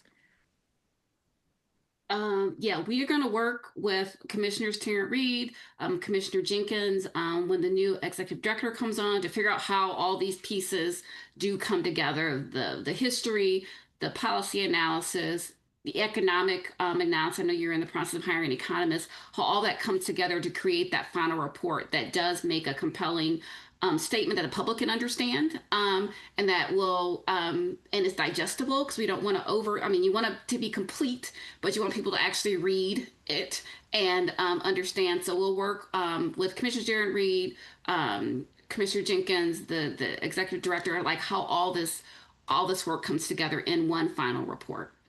If I may jump in, the commissioner's question and your response raises for me the kind of the chicken egg question. Like, what comes first? So it's like, is the history and the historical and is the historical analysis and the policy analysis going to inform our thinking and decisions about, we're going to talk in a few minutes about harm, about eligibility, or is it that you ask and answer the question first with respect to eligibility and harm, and then you further, develop your policy and historical research and analysis? Do you get where I'm going? It's like, what is the question that we're answering? So are we answering it to get to a question about eligibility, or have we made a determination about eligibility, which then helps us to appreciate what are the policies and laws that we need to further explore with the history? How do we do that? And so Commissioner Jones Austin, you'll see in the next section, I said that we needed some research questions to guide our work. And so what are the research questions that we want to develop to guide the work so that we can establish a pathway? And I think that that's why you're asking that question, which is coming first, right? Because we haven't established what will be our research questions. And so my hope is that we'll have that conversation at the next stage, but I certainly will lean to Janine and Ayana if they want to answer that in any way. But that's what I believe that we needed to have some this research. Is like foundational. Yes, absolutely. Like a solid foundation. Exactly. That then informs our thinking and then allows for us to go back and delve into, I don't want to say more deeply, but into areas. Right. And also for the commission to come up with recommendations for the legislature. Okay. That is not the role of PSA. And really, with the bifurcated reports, from my perspective, the reports are going to be combined and the data is going to drive the case for reparations. So at every step of the way, the economics and the lack of wealth and the harm that we as African Americans in New York State have experienced as a result of the institution of slavery, that has to be quantified. And Derek Hamilton is going to do that for us. But I mean, you understand where this is going. There has to be a formula that's going to, and so the other thing is, we also have to figure out who is eligible for reparations. And that is going to be based on the law that the legislature, New York State legislature passed, because the eligibility requirements are in that law, which you can read on the website, the reparations. And just because Commissioner Tarrant Reed inserted the word law, I don't want us to forget that we have a brand spanking new general counsel who should also be centered in the report writing, and especially as it relates to leading us to the question that Commissioner Jones Austin just asked us, asked of you, as a matter of fact. She's here, utilize her. Am I speaking? Okay. So we just want to make sure that in all of our walk towards getting this ultimately to the governor and the legislators, her work, her knowledge and expertise is also centered in it all, if that makes sense to everyone. We certainly imagine that at future meetings, all of our consultants, vendors will be here, and these conversations will be much deeper as we get into the body of work that we're preparing, but sharing the other bodies of work with our vendors, like our general counsel, and others that are coming on board. So again, we thank you for the great work that you've been doing. We look forward to future presentations. We hope you stay on because we have some questions, a discussion about harms and what is going to be, how do we get to our guiding research questions so that we can begin to answer. So we hope you stay with us. Any other questions, commissioners, before we end this section? Good job. Yes, let's give them a round of applause. Thank you. So thank you. Thank you. So next I want to go to just a quick update for the commissioners on our hiring updates. I heard someone allude to the executive director, and as a quick update, we have identified the executive director. As you know, we partner with OGS, the Office of General Services, to help us with the commission with this procurement policy and processes. And so we've identified the firm or candidate that will be working alongside of us. And so more to come on that, but that position is closed and we've identified the candidate.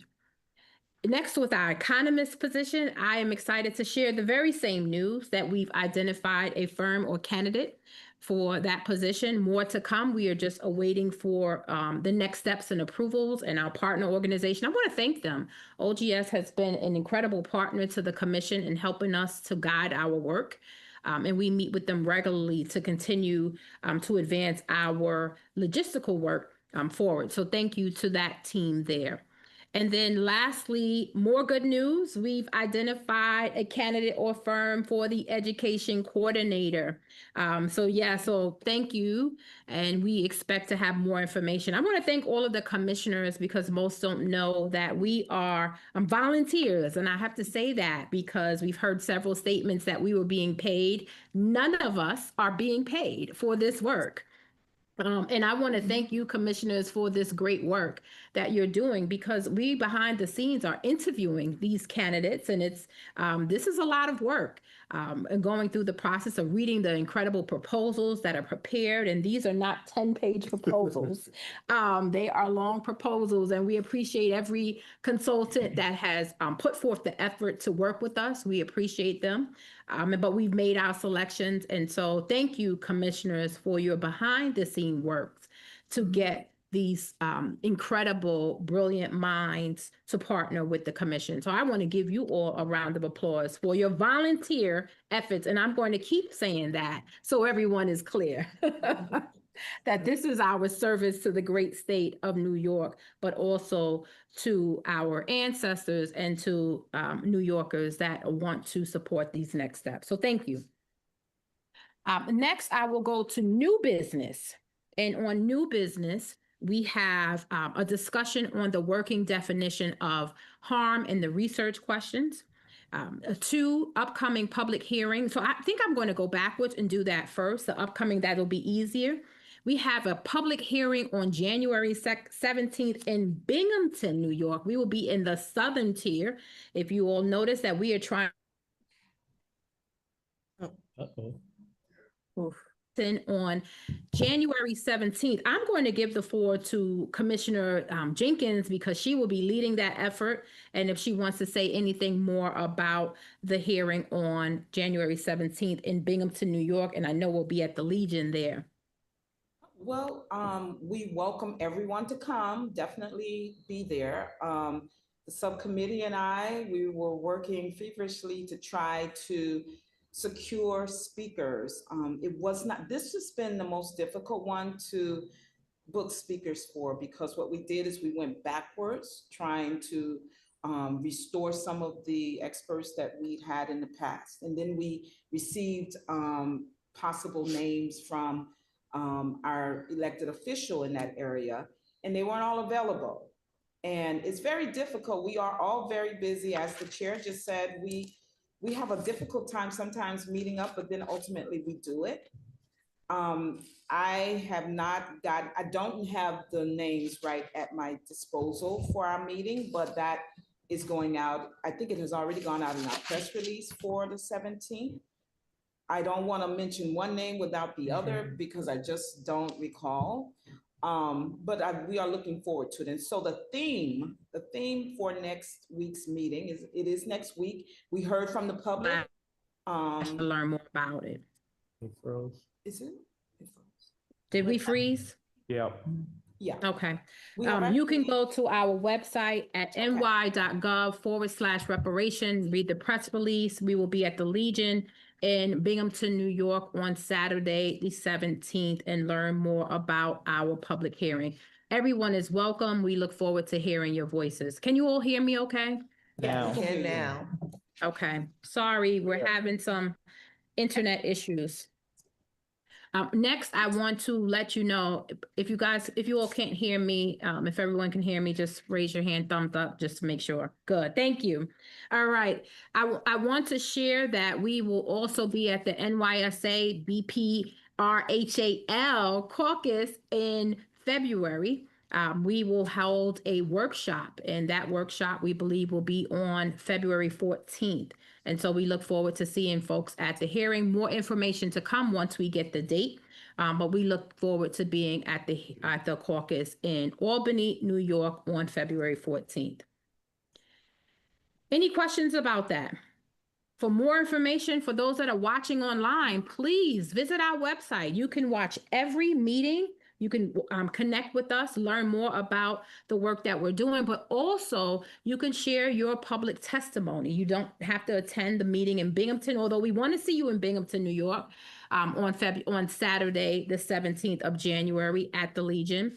But also you can join online and email us, or you can call us at 518-473-3997, and you can call in your public testimony. Again, the website is ny.gov/reparations. I want to pause, and so we can make room for our discussion on defining the harm and our research questions. Any questions before we go forward? Okay, with no questions, I want to thank Commissioner Jones Austin. We were in an executive committee meeting, and we lifted the conversation on, we've defined reparations. We have a working definition for reparations, which includes, in the definition, we mention harm. And we mention harms and we talk about the harms, but we have not identified the harms. And in the conversation that we just learned with PSA mentioned our policy studies associates. They mentioned many harms. They mentioned economic harms, housing harms, political harms, health harms. Many harms were mentioned. And so we, Jennifer Jones Austin, Commissioner Jones Austin, lifted that we should, as a commission, begin to identify and have some listing or working definition of harms. And so here we're opening this discussion for that. One of the things that I heard is that from PSA could probably do some work in Atlas TI and do some scanning for themes of harms and provide us a list too. But I want us to begin to have some conversations on drafting a working definition for harm. So I will open the floor for conversation and yield to Commissioner Jones Austin for this conversation. So thank you, Chair. I will simply add that as we talked about this, we found ourselves, raising questions about when we think about reparations and reparations for harm to address harms or redress harms. Are we talking economic harms? Are we talking psychological, emotional, mental harms? Are we talking educational harms? Are we talking environmental harms? But the importance of, as we think about the reparative work to be done, making sure that we're beginning to define what we mean, because we could find ourselves producing a report with a set of recommendations that centers simply on economic without doing any work around, say, cultural harm or community harm, physical harm. We might find ourselves doing work around economic reparative work, but not environmental injustice. And so the importance of us as a body beginning to define, not necessarily definitively at this point or decisively, but what we're thinking. A working draft, just like we've done for reparations. That then is informed, as you said, Chair, by the research. Yes. And I think that's a very good point that you bring up. And so I think I've been at pretty much every public hearing and listening to the testimony and the suggestions of individuals, and I think it has predominantly focused on economic from the public. And so I think it is good that we are having this conversation because part of our work is to educate the public as well. And so as we talk about these harms, I think it's good for us to start here and move forward. Chair, if I may, for those who were not on the call that we had, share a little bit about what prompted us to lean in and look at this, because we hadn't been thinking about this. We were given a presentation during which one of the presenters was talking about reparations that had been paid out for to various persons and communities for certain harms. And I think one of the issues, or one of the forms of reparation, and it was like, we talked about whether or not it was actual reparation or how to think about it, but talked about 9/11 and and people who were affected by 9/11, higher rates of cancers, environmental cancers, receiving compensation from the government. And so then that led us to thinking about, well, we do know that in America, as we were alluding to earlier, there have been environmental injustices, exacted upon people of African descent. And we know that your economic situation has a lot to do with the environments in which you live and work and move about. We see all across the nation in certain places and spaces. I'm thinking right now, especially places in the South, and I think about like Louisiana, just as one, where you see high levels of cancer for people of African descent because of exposure to industrial complexes that have emitted gases that have proven harmful. You see in other places where higher rates of other form, breast cancer and the like, lung cancer. And so the issue arose because we realized if we just centered on economic, are we leaving out a whole swath, the whole body of people for decades that have experienced racial injustice that began with slavery and continues? And can I just weigh in? And I thank you so much, Commissioner Jones-Austin, because I've just been on my reading thing. You know how we all say we're going to read a certain number of books this year. So I went back to Dr. Calvin Schermerhorn's book, Plunder. He was one of our guests. And in the book, he talks about the fact that after Reconstruction, of course, we went into sharecropping primarily. By the turn of the century, 1900, all of the descendants of the former enslavers had regained all their lost wealth from the loss of our ancestors no longer working on their plantations for free. So I also put his book together with Dr. Joy DeGruy, Post-Traumatic Slave Syndrome. It is so not what your mind initially tells you, post-traumatic stress syndrome. It's not. And I think even for us to consider harms, and I'm not trying to give homework, but listening briefly to Commissioner Daniel Favors' serious program this morning on my way in, she's given her audience an assignment to go through Project 2021 and 2025, and you can correct me if the assignment is wrong. She's given them an assignment to go through Project 2025 5 pages a day or something to that effect. Review it and write a paragraph about what they are learning so that they can be in the now of it all. I feel that we should do something similar with post-traumatic slave syndrome so that we can actually codify what harms really mean, considering all the things that Commissioner Jones Austin just said. And there might be some categories that she may not have included, but there are so many more than just economic harms. And we really need to get our community to understand it's not about write the check only. Right. I'm not trying to get you out of work, Dr. Hamilton, but I don't know where I became the fodder for. I've been quiet, but I will raise my hand and get in it. He's the stated economist here on the panel. So I'm just saying that we really need to do our homework as a commission so we can understand it's not only about money, right? Right. There are so many other harms, maternal, and that came up in that meeting too. Yes. Maternal child deaths. We are suffering. Serena Williams, the best tennis player of our modern era, she experienced this. So we can do our homework. I'm not saying you must give us that assignment, but I do believe that this is some research that we need to do before we begin the process of codifying what harms are, because we don't want to exclude anything. I yield. And I also think it's important to understand that there's structural harms and environmental harms, health harms. There's so many different categories.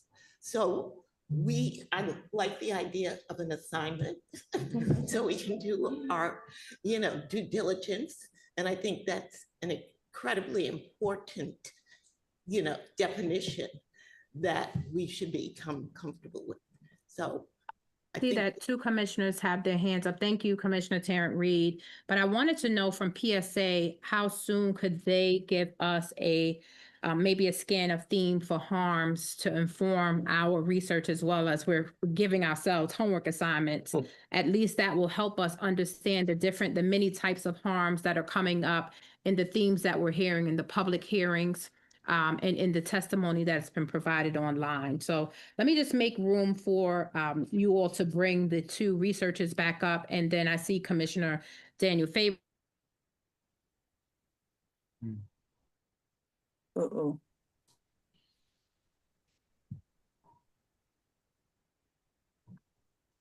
Commissioner Daniel Favors, do you want to respond? Do you want to wait for PSA? Yes, no, I thank you I think I might have frozen for just a little bit, so all my sound went out. Thank you so much. And Commissioner Jenkins, I had to chuckle a little bit. I'm glad the assignment is taking foot. It was actually to read 3 and write 1, because I know as Americans, literacy is something that many of us struggle with, but 3 pages of anything at this point, but preferably a book. Project 2025 is also a very important reading, but I do thank you so much for referencing that. But I wanted to also offer that, and I encourage I request the other legal minds on the commission to also chime in. But when I'm thinking about a definition of harm, and to our associates at PSA, I look forward to how you are going to respond to this as well. I'm thinking by default in terms of legal definitions. And when we're looking at legal definitions, we're talking about any detrimental loss, damage, or injury to your body, your rights, your reputation, your property. It encompasses both physical and material detriment. And it's somewhat, in some cases, it can be so encompassing, and it can speak to the overt, to the covert. But I wonder whether we can look at the legal definitions for what constitutes harm and have that as a basis, particularly because this is going to be an effort that has to withstand the attacks that we know will be hurled against it. And I'm wondering if that might be an informative place, if not perhaps to start, to at least incorporate into our discussions, that we at least know how the law contemplates what harms can look like and how all-encompassing they can be. And I just offer that as a way of helping us to figure out not necessarily chicken versus egg, but how the sausage gets made, if I may. Commissioner Hamilton? So a couple of responses. Certainly, there were harms committed beyond material harms directed at African descendants who were enslaved in America. we also need to be careful that we don't make the project unwieldy with all the range of harms that can be done, but having some systematic approach is valuable. Absolutely. It is a misunderstanding to think of economics as strictly an outcome and not understanding the input it also serves as it relates to protection from harms. So to think that they're just that discrete, we would be making a mistake. Ultimately, what we might be concerned about is power, to which there are multiple dimensions of power, including economic, which might be one of the more paramount ones. So also when we think about proportion, it is probably the case, it is the case that economics does bear a larger share of both harm as well as agency if we want to correct that harm. So we need to be careful not to, in our quest to be inclusive, disproportionately impact our approach and study. And then here's just one other thing I want to end with, which is post-traumatic slave syndrome. Frankly, I think it's a racist trope to emphasize on that. And it's not an intentional racist trope, but if we compared something like intergenerational material harm, we can quantify that, we can measure that, and we can demonstrate its impact. But my understanding of some psychological harm that gets passed down from one generation to the next and being responsible for some affect that leads to disparity, I have not seen compelling evidence that that's true. And I have concern that it reduces to almost this outcome is the result of some affect of individual or cultural aptitude or behavior in this population, which without evidence, in my view, reduces to a racist trope. Let me ask you a question. I appreciate what you're sharing. In my mind, Can you pull the mic closer to you? I think the mics are really far on the table. Yeah, there you go. I was sharing that I appreciate what Dr. Hamilton has expressed, and my mind immediately centered on the deprivation of economic opportunity in densely populated communities of people of African descent, like the lack of capital, economic opportunity, business, industry, and through a social science lens and frame, how that research has shown how that has impacted the thinking of people about what is possible, like the withholding of resources within a community, and the ability to then build within the community, not just from an economic resource availability, but the mindset of what is possible. I'm just sharing that with you. And I give two quick responses.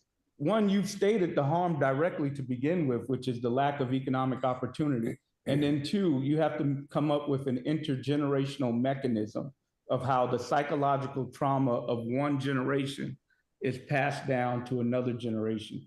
And that mechanism has not been established. So I appreciate the point that you're making. What I am doing in this moment is just essentially surfacing what, when people talk about this, what they're thinking, like I don't want to go too far with this, but the reason that in America and in Europe, like the construct of, quote, the ghetto, to keep people in a marginal state and to somehow affect the psyche. Now, yes, it may not be like research does not bear it out, and you can't necessarily substantiate it with quantitative, like findings and what have you, but there is a harm that has attended our people. It's called the ghetto. Right? You've stated it, right? I think we may be saying the same thing in some respects, but what I'm actually just trying to speak to is there is something here. Now, we may not be able to do anything with it, and we may have to look at the core economic deprivation as the harm. But I'm just saying, like when we talk about trauma is real.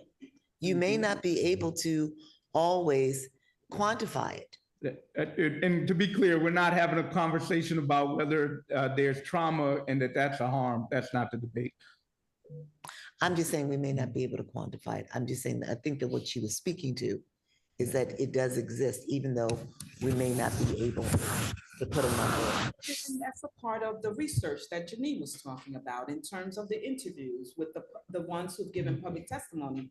It may not be something that's qualitatively quantified, but it's as pivotal to the entire process that we are engaged in, to hear from the public, to know what they feel. We've had some incredible testimonies that spans centuries. The last one I recall was a man who could trace his lineage back to the 1700s and now where he is today. That is not something that you can say doesn't matter here. And just an end note, because I know we need to make space for Janine and Ayanna to come back. I need you all who are listening to this to understand that on this commission, at least from my perspective, we are not discounting the great work that sociologist Dr. Joy DeGroot has done for many, many years to bring us to a point where we understand why we feel the way we do when we go into a doctor's office and we are not served as others may be served.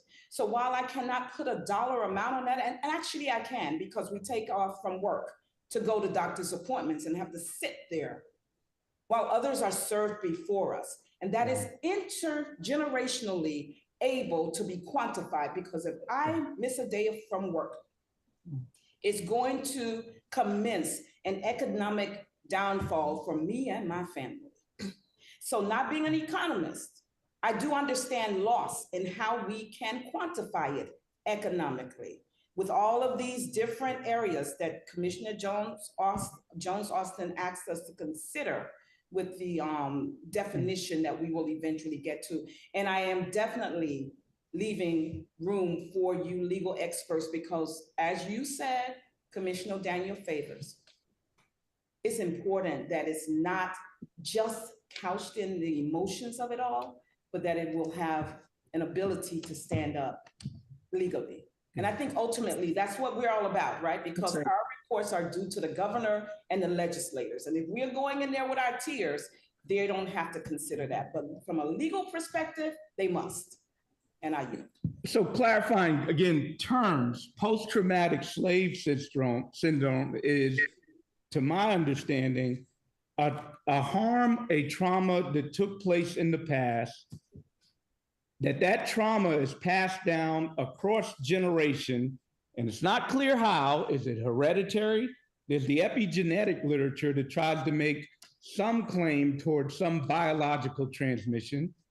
Is it cultural, that the attitudes, norms of a family that experienced some trauma passed down some behavioral norms from one generation to the next?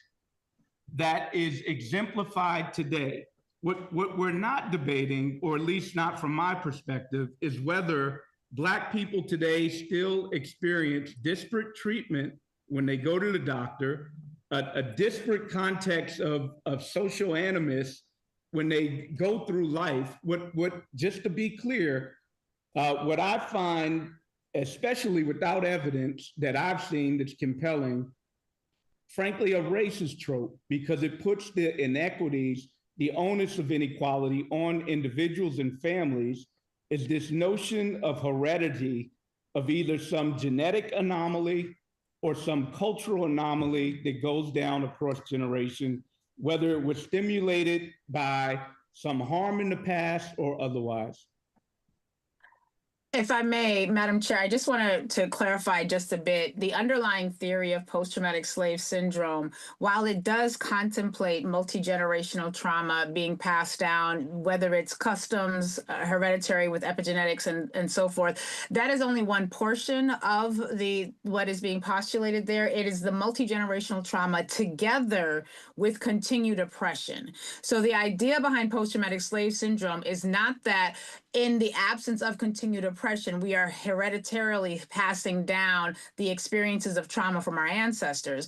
My understanding of the work that Dr. Joy DeGruy has proffered is that it's the multi-generational trauma due to multi-generational continued oppression. And so I think if we're looking at it solely in terms of multi-generational trauma without that other part, Commissioner Hamilton, I certainly understand your concern about what it might indicate in terms of the potentiality of racist tropes. But it is the harm, or it is the multi-generational trauma that is being experienced because of the multi-generational and continued oppression.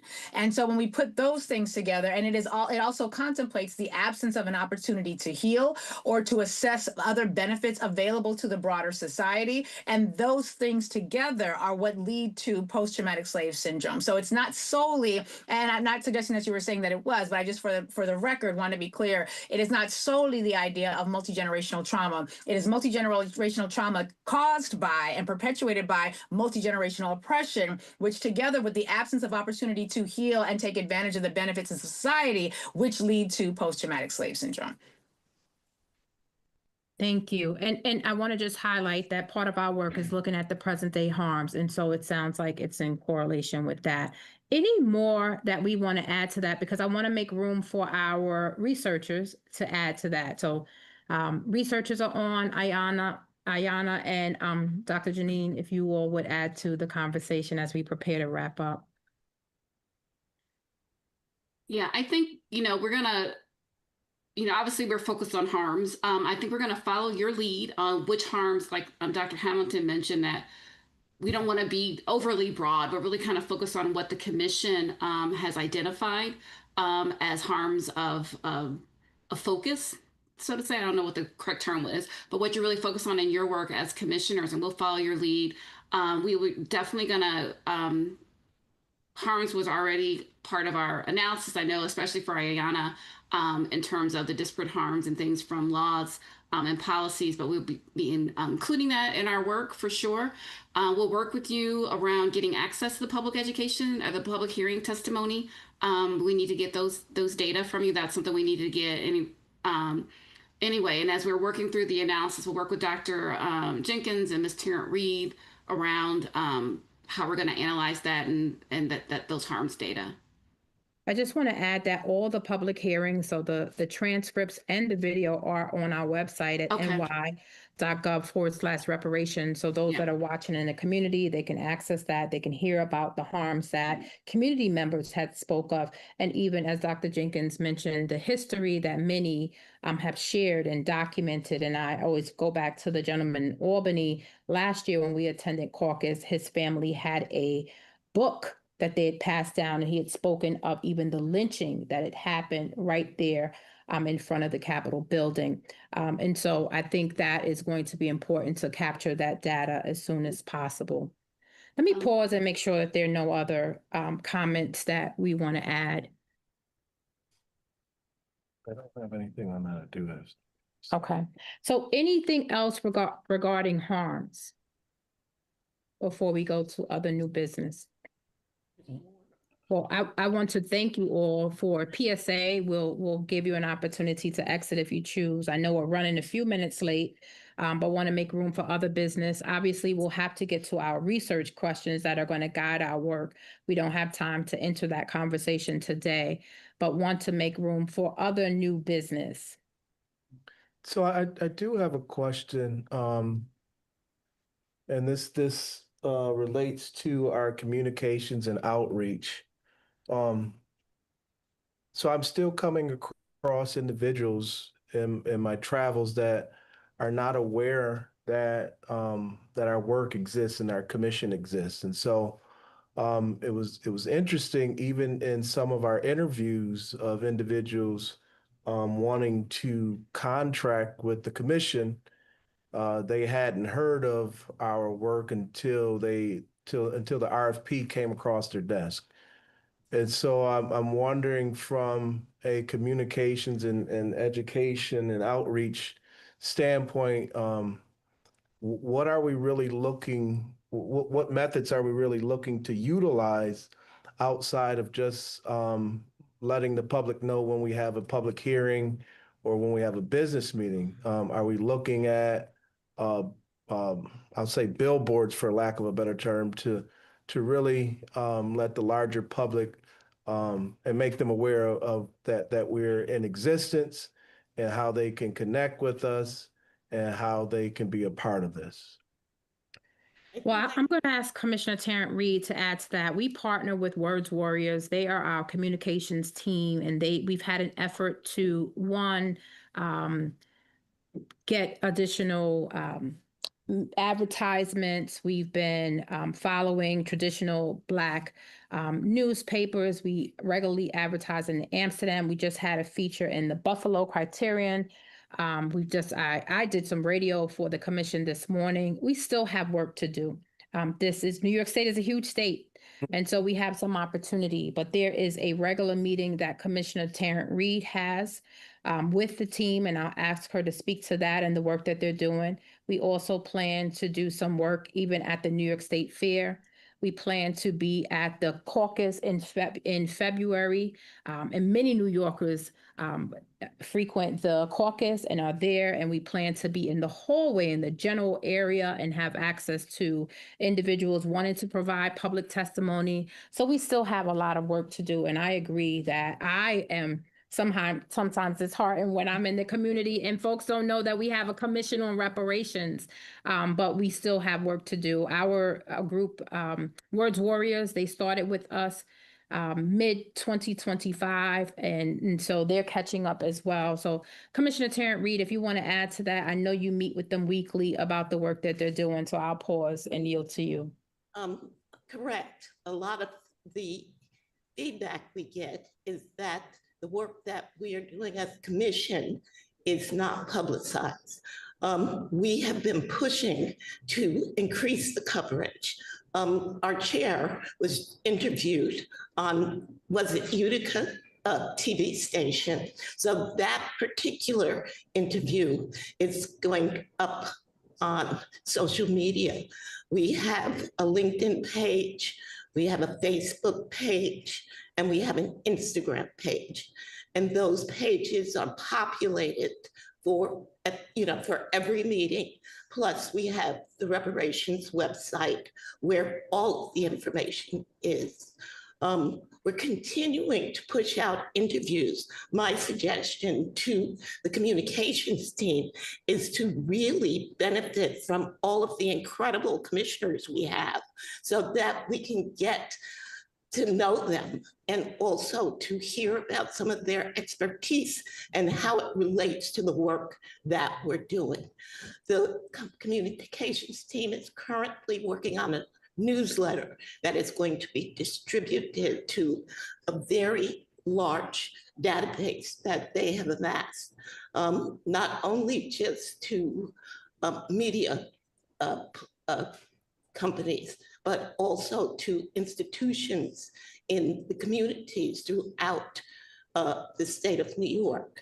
We also are in the process of creating a palm card, which essentially has the facts of where we are and updated information as to what is happening in the future as far as past meetings, listings, and future meetings. And that palm card should be available at every public hearing and business meeting we have, so attendees can take that information with them.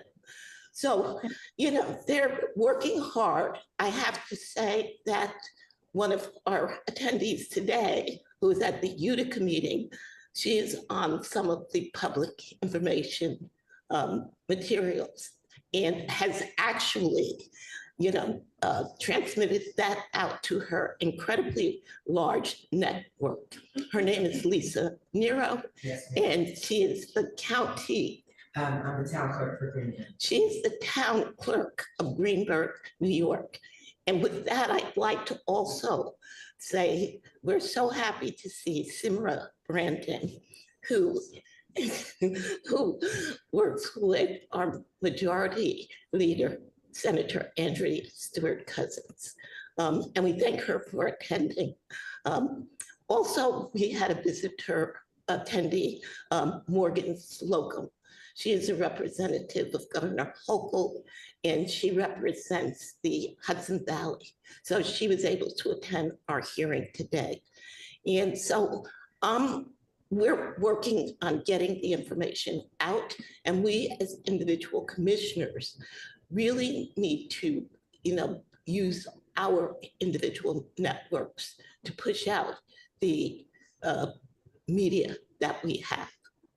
Thank you, Commissioner. And if I may, yes, Commissioner Daniel Favors. If I may, I would like, and perhaps this information is available and I'm simply unaware, and if that is the case, my apologies. I would like to request a list of the Black-owned and Black-targeted media spaces that our consultants have engaged with.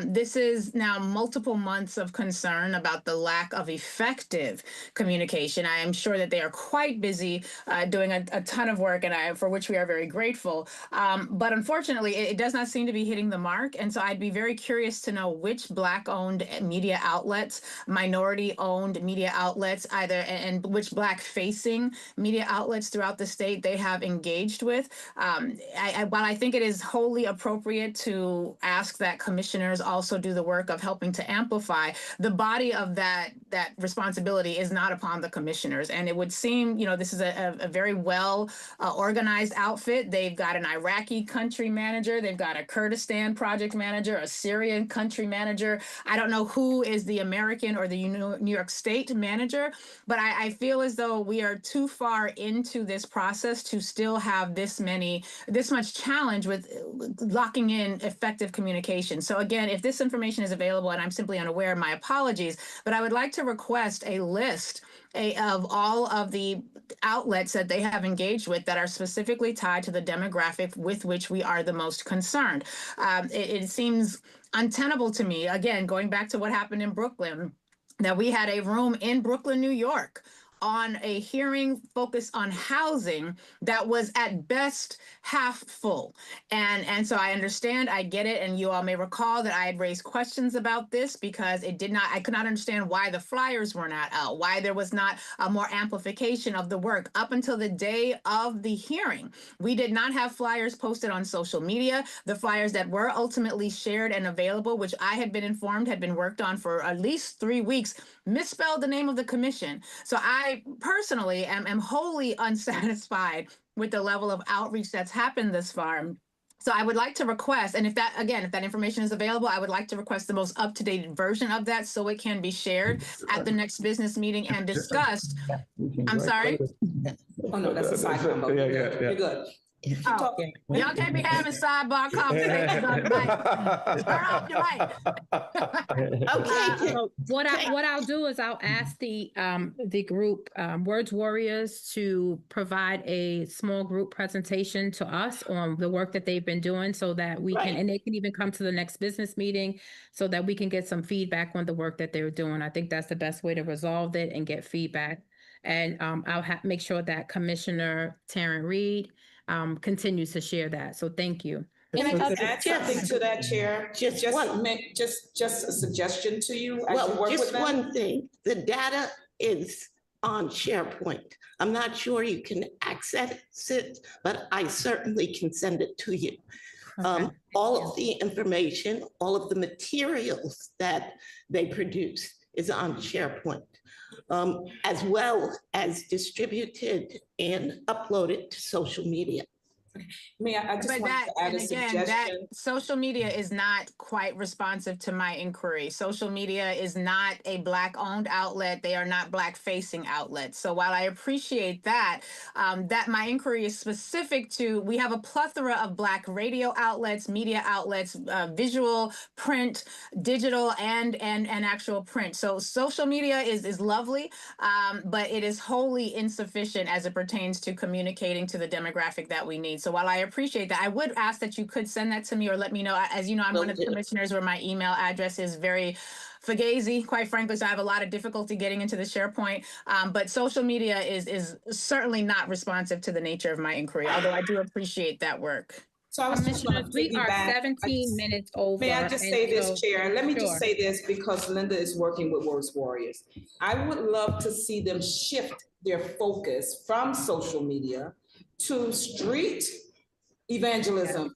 Get those palm cards that are nice at the back of the room out to the community. Right. You know, they really need to shift. And I think we've become a little lazy in general, hiding behind social media to do the most of our work. So that, And we did get Thank you. feedback in Brooklyn from some of our attendees on different sites, especially that are targeting younger audiences. And so we'll have to have some of those conversations. So we thank you, Commissioner Tarrant Reed, for liaisoning with Words Warriors, and we expect to see some updates in the coming weeks. So Commissioner Tarrant Reed, I will volunteer to work with you and be a part of your, so, all right. Thank you, We Commissioner. work pretty well together. Thank you, Commissioner Hoax. We're grateful to you all. I want to remind everybody, we will be in Binghamton, New York on January 17th, and we hope you will join us in Binghamton, New York. That meeting will be chaired by our Vice Chair, Commissioner Jenkins. She's coming to Binghamton. Is that your first time going to Binghamton? It's my second time. Your second time, yes. And we hope you all have good weather. But either way, the show will go on. We will be there on the 17th. If you can't make it, you can stream in. You can visit our website at ny.gov/reparations. I want to thank you all for participating. We want to thank our policy experts and research historians, PSA. Tremendous work, and we are grateful. And let's give them a round of applause. I want to acknowledge really quickly before we go that we're in two locations. And so our Yonkers location, we are at the Phillips Manor State Historic Site. And I see that there are many guests there, and glad to see some repeat guests here in Rochester. We have the Rock Community Table with us. Let's hear the Rock Community Table so they know they're in the room. So we're happy. Hopefully, Jim can do a scan of the room, but we have the Rock Community Table here attending the meeting, and we thank all of the community members that have joined via Zoom or online streaming. We ask that you join our efforts and share the work of the commission, share the website work, ny.gov/reparations. This is a business meeting, so there is no public comment, but we look forward to you all making your public comment on January 17th in Binghamton, New York. With that said, I would like to call this meeting adjourned. All right. And so thank you, everyone. Yes. We have to make a motion. Not No. to adjourn. Not to adjourn. Okay. Not to adjourn. Thank you. Thank you all. Thank you. All right. Thank you.